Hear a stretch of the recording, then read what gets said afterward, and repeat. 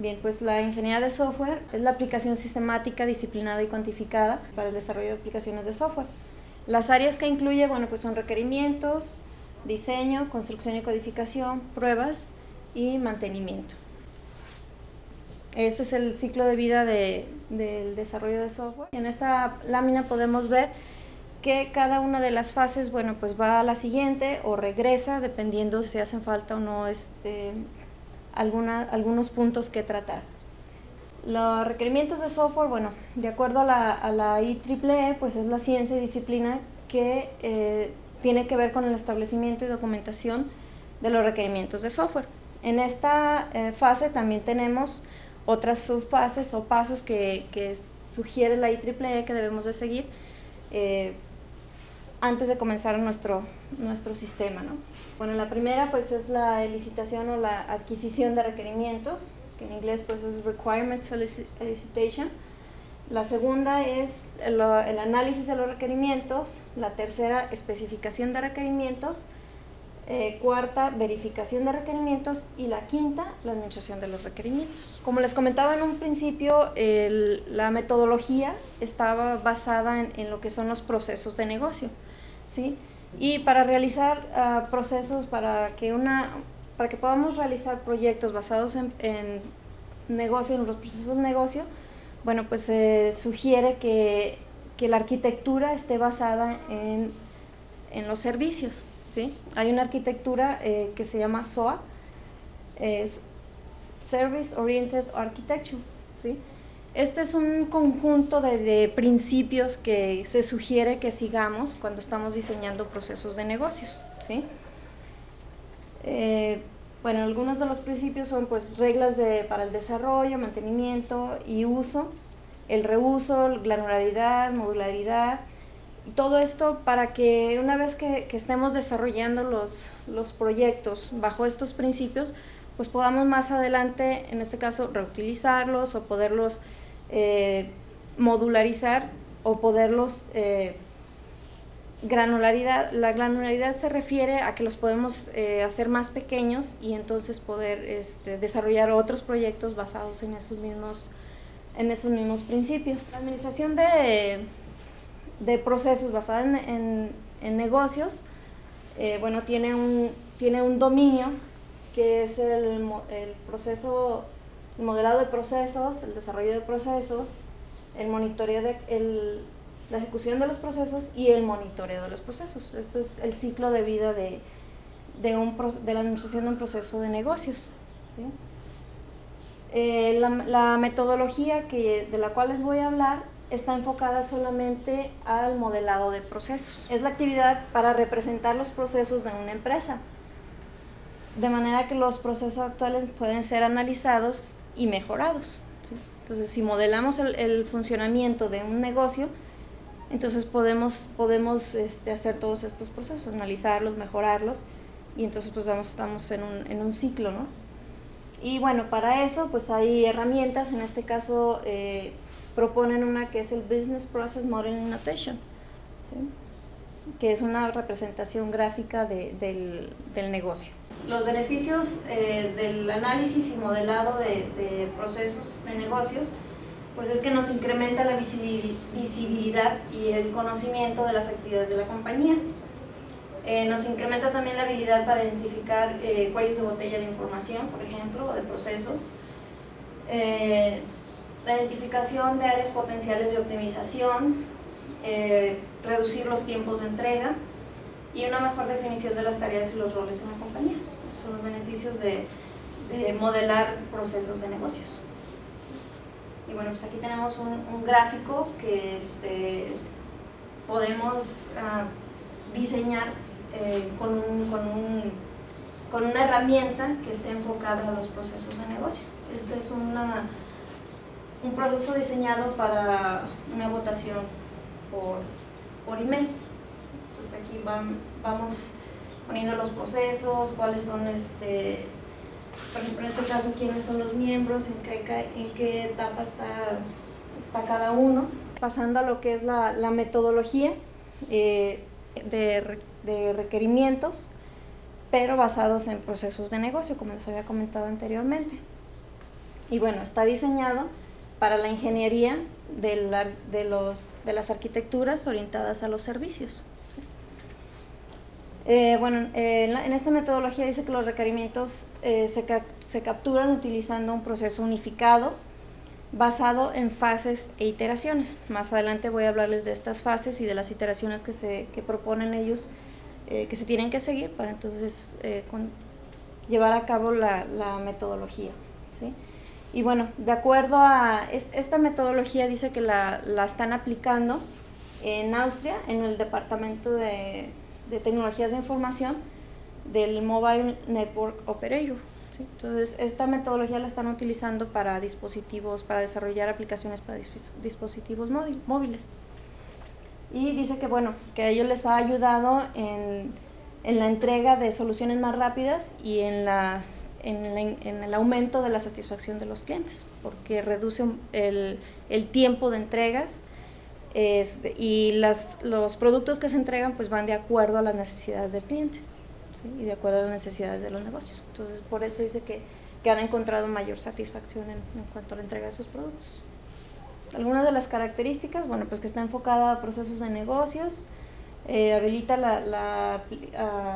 el desarrollo de aplicaciones más rápidas, y bueno, como les había comentado, está diseñado para los servicios, para las arquitecturas orientadas a los servicios, ¿sí? Y bueno, como un poquito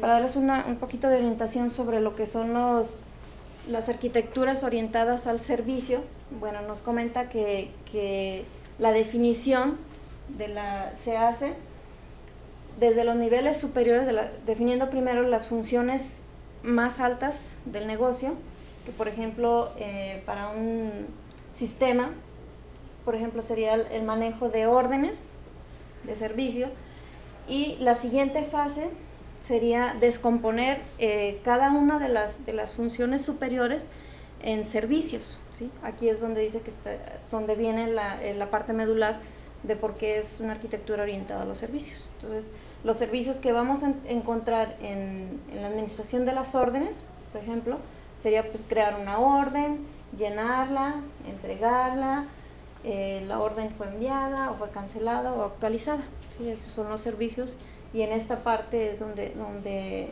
ya podemos encontrar ya desmenuzado o desglosado nuestro sistema orientado a hacer. Las fases, bueno, el nombre de esta metodología viene por el acrónimo de cada una de las fases, la primera letra de cada fase. Pero en cuanto al sonido, ¿sí? En inglés sería Benji, y entonces ellos lo adaptaron como Banksy, ¿sí? Por eso es que lo nombran así, ¿no? Entonces las fases que incluye esta metodología, bueno, es la propuesta del valor, del sistema que se va a desarrollar, el análisis del entorno, una macroplaneación, después una microplaneación, el diseño de la interfaz, pero esto a nivel de prototipo, no como una aplicación completa. Y entonces ese prototipo lo vamos a simular y lo vamos a validar. Aquí todavía no se está codificando, sino nomás se está simulando, ¿sí? Y bueno, pues aquí en esta figura tenemos que es un ciclo, ¿sí? Es un ciclo que se va a continuar durante el tiempo que sea necesario. Pues lo óptimo es que sea lo más corto en tiempo, ¿no? Entonces pues tenemos aquí cómo va ligándose una fase con la otra, ¿sí? Siguiente, por favor. Bueno, dice que cada fase tiene una meta distinta, y los artefactos, en este caso los documentos o material que se construye en una fase, bueno, pues van a ser los artefactos o instrumentos que se van a utilizar para la siguiente fase, de manera que todos están ligados unos con otros, ¿sí? Y bueno, pues en el valor de la proposición, bueno, de la propuesta, bueno, se especifica el valor y el propósito de la solución para la cual se está diseñando el sistema, ¿sí? El análisis del entorno, bueno, pues identifica las entidades afectadas, todo el entorno, ¿no? Cómo se va a ir construyendo nuestro sistema de acuerdo a las variables que encontramos en el entorno. Una macroplaneación, bueno, pues como su nombre lo dice, es macro, no está muy, o sea, a nivel general vamos a ir describiendo lo que hace el sistema. Después, en la microplaneación vamos a tomar cada una de las funciones y la vamos a desglosar en funciones más pequeñas, ¿sí? Hasta que llegamos a refinar el proceso, el modelo final de nuestro sistema. En el diseño de la interfaz gráfica, bueno, pues para cada conjunto de interacciones de la maqueta, o sea, para esto hacemos como un tipo maqueta, un prototipo, y entonces de eso hacemos una interfaz gráfica, ¿no? Es como el prototipo. Y bueno, después de eso, pues con toda la información que ya tenemos, vamos a hacer la simulación y la validación, ¿sí? Cada línea se refiere a cada una de las fases, ¿sí? La Value Proposition, Environmental Analysis, Microplanning, Microplanning, GUI, Interfaz Gráfica y Simulation and Validation, ¿sí? Cada una de estas etapas la vamos a dividir en 4 pasos, ¿sí? Bueno, aquí no se alcanza a ver, pero bueno, es conocimiento, elaboración, construcción y transformación, transición, ¿sí? Aquí esta figura que nos indica, pues que cuanto más azul tenemos aquí el área, quiere decir que esta fase está más enfocada en esta parte del proceso, ¿sí? Después, en la siguiente fase, bueno, se intercala un poco con la siguiente fase, en las 2 primeras fases, y se intercala un poquito con la siguiente, ¿sí? De manera que, bueno, pues cada una tiene relación con la otra y vamos a ir refinando nuestro proyecto de acuerdo a las necesidades. De manera que cuando lleguemos nosotros a la parte de simulación y validación, en esta parte no encontramos prácticamente ninguna relación entre la primera fase y la última. ¿Esto por qué? Porque ya todo está validado en esta parte. Entonces, bueno, pues igual como en cualquier metodología, si alguna parte de nuestro proceso, en la parte de requerimientos, aquí no está bien definida o encontramos un problema, pues aquí en esta parte todavía es más fácil y es menos costoso reparar el error. Pero si llegamos a esta parte y vemos que algo nos está fallando de la primera fase, entonces aquí es donde nos va a costar más el regresar y volver a modificar todo, porque aquí ya nos va a implicar un rediseño de todas nuestras actividades. Entonces, bueno, cada una de estas se puede ir iterando cuantas veces se necesite para llegar hasta a la fase final de cada una de las partes del método o de la metodología. ¿Crees que muestras como un ciclo? Uh-huh. Un ciclo. Sí. ¿Y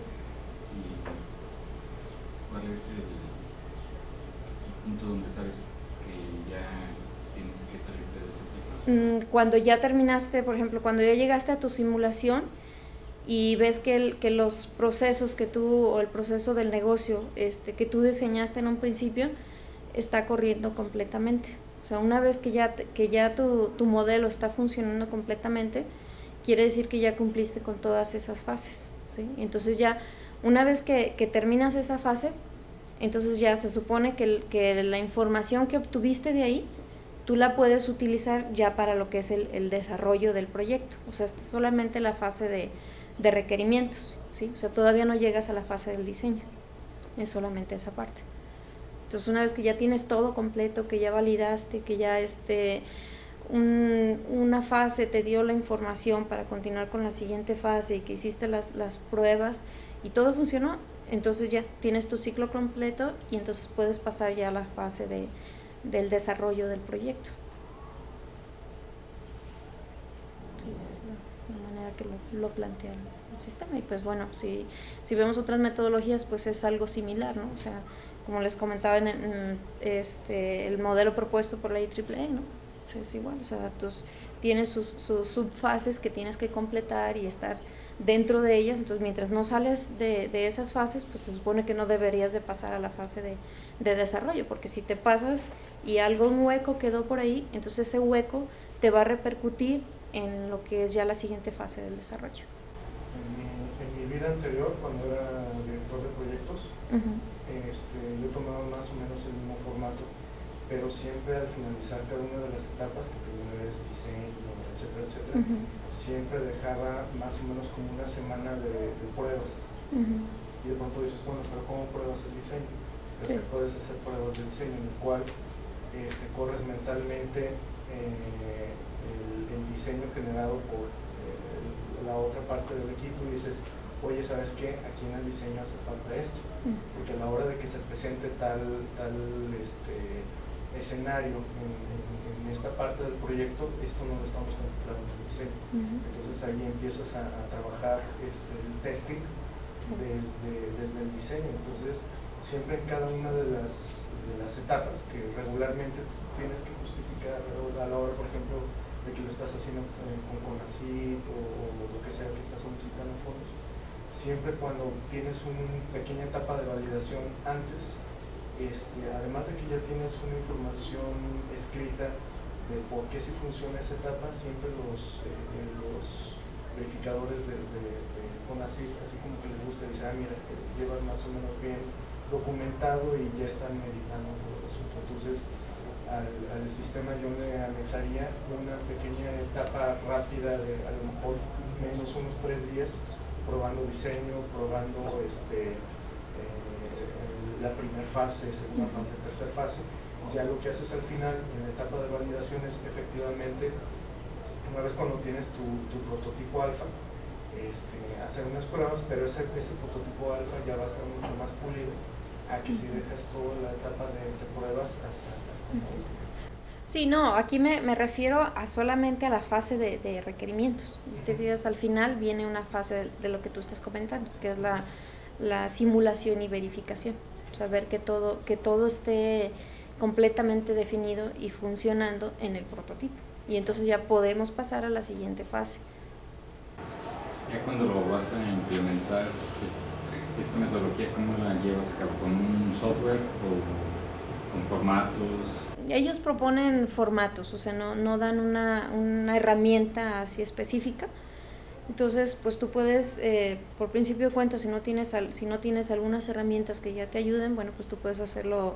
O sea, es algo que también ellos comentan, o sea, no necesariamente tienes que tener un software específico o una herramienta específica para cada una para llevar a cabo cada una de las etapas, ¿sí? Entonces, proponen por ahí ellos algunos formatos y forma de llevarlo a cabo.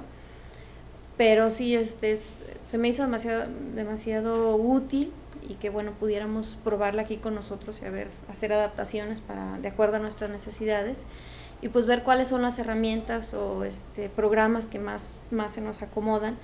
Por ejemplo, ellos dicen, bueno, es que para el modelado, bueno, nosotros proponemos, por ejemplo, la anotación del proceso de negocios, ¿sí?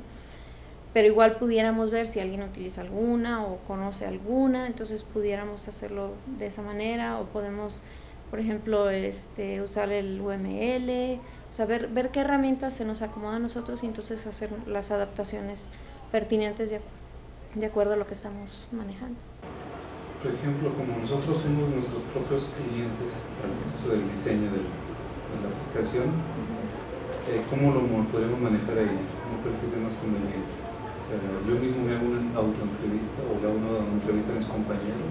Pues es que, o sea, bueno, de acuerdo a lo que tengo conocimiento, algunas de las aplicaciones que tenemos en mente o que están a futuro a desarrollarse, pues sí tienen, no somos nosotros los clientes, sino en este caso, por ejemplo, para el proyecto que se tiene para IBM de los smartphones conectados y ver de qué manera podemos optimizar nuestra ruta de tránsito en la ciudad. Bueno, ahí nuestros clientes son ellos. En el otro proyecto que tenemos de salud, pues también en este caso nuestros clientes son ellos, y entonces habría que ver cuáles son los procesos que ellos están utilizando y adaptarlos a esta metodología, o sea, verlos a ellos como el cliente y que tiene sus procesos. O sea, el negocio no necesariamente se refiere a que te va a dar dinero, ¿no? Sino que pues cómo está funcionando. Pero de todos modos no puedes entregarle al cliente un producto para que lo pruebe, así como que vea a ver qué te gusta. Siempre debes de tener un equipito que va a ser el abogado del diablo, el cual va a ser tu acérrimo enemigo, que de alguna manera a lo mejor ni siquiera tuvo que ver con el desarrollo de la herramienta como developer, sino que él desde el principio, en función al diseño de todos los requerimientos, el momento que se está diseñando todos los algoritmos y toda la estructura, al mismo tiempo se está desarrollando un diseño de pruebas, en el cual tú ya vas meditando qué es lo que tiene que ser la aplicación, cuántas veces le tienes que aplicar el botón sin que se descomponga, y todo ese diseño casi corre en paralelo. Entonces, el momento que tú terminas de hacer el prototipo, por este lado ya se terminó todo el documento de pruebas, que puede ser un documento de 50 hojas inclusive, en el cual es, primera etapa, debes de encender el iPhone y no debe de generar a lo mejor un problema a la hora del encendido, que de pronto uno dice, ay, pero a veces sucede, ¿no? Porque puedes meter conflictos en el sistema. Entonces, en el momento que tú vas haciendo un diseño por este lado, al mismo tiempo alguien más está haciendo el diseño de cómo echar a perder lo que tú estás haciendo aquí. Entonces, al finalizar, este equipo va a tratar de echar a perder de cualquier manera el trabajo de acá. Si pasa todas esas pruebas sin ningún problema, pues listo, ya tienes un primer prototipo como para que el cliente lo vea. De todo modo, siempre va a surgir algunos detallitos de, oye, ¿sabes qué? A la hora de esta pantalla te hace falta una R, tacha.